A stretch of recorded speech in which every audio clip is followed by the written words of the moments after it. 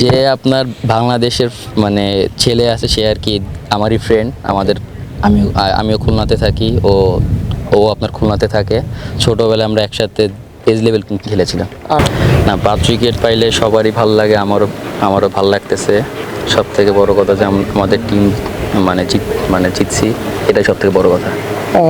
সৃষ্টিকর্তার কাছে ধন্যবাদটা। হ্যাঁ, এইটা তো অবশ্যই, এটা তো ফার্স্ট এইটাই যে আল্লাহ শুক্রিয়া, আলহামদুলিল্লাহ 5 উইকেট পাইছি।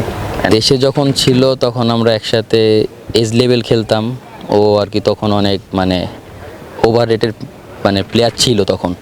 তা আস্তে আস্তে ও আপনার ওর এক ফ্যামিলির কারণে ও আর কি আমাদের দেশে খেলা কন্টিনিউ করতে পারে না। ও সেই ক্ষেত্রে মালয়েশিয়া যায়, তারপরে আবার ওকে দেখি এখন এইখানে। জি জি, হ্যাঁ, সবাই ভালো থাকলেই ভালো লাগে। না, যখন আমাদের 5 উইকেট পড়েছিল, তখন আমাদের অল্প রানে 5 উইকেট পড়েছিল, তখন আমাদের সবাই একটু প্রেশারে ছিল। বাট আমি যখন ব্যাটিংয়ে নামি তখন ট্রাই করছি যে যতটা কম বলে যত বেশি রান করে দেওয়া যায়, তা সেই ক্ষেত্রে আমাদের টিমের জন্য ভালো হবে। 90-তে না, দেখেন যে আমাদের বসুন্ধরার যে উইকেট, সেইটা অনুযায়ী আমরা অনেক ভালো খেলেছি। এটা আমি আমার যে টিমমেট আছে পিয়ান এবং অলিন এবং আবদুল্লাহ এবং সাকিব, ওভারঅল সবাইকে আমি ক্রেডিট দিব। কারণ যারা ফেল করছে তারা তো ফেল করছেই।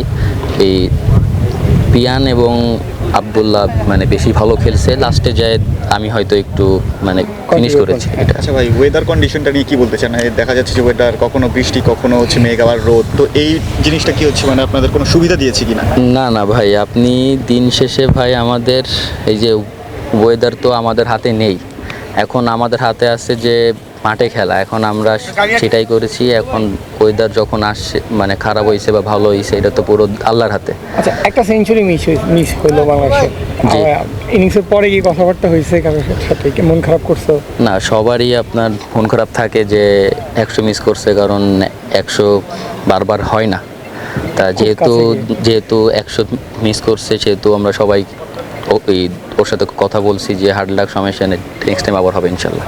একটা জিনিস, যখন দেখছেন ছোটবেলার বন্ধু দুই দেশের হয়ে খেলছেন দুইজন, তো কিছু স্মৃতি মনে পড়েছে কিনা তার সাথে কাটানো ছোটবেলার স্মৃতি, বা এটা কেমন ফিলিং? দুইজনই বাংলাদেশি, কিন্তু একজন মালয়েশিয়ার প্রতিনিধিত্ব করছেন, আপনি বাংলাদেশের প্রতিনিধিত্ব করছেন, তো কেমন লাগলো? না, এটা তো আসলে একটা গর্বের বিষয়, কারণ আমাদের দেশে যেহেতু ও কোনো কিছু করতে পারে নাই, ওই দেশে যে একটা ভালো কিছু করছে, দিন শেষে কিন্তু আমাদের দেশের নামই হচ্ছে না, ও একটা বাংলাদেশি ছেলে।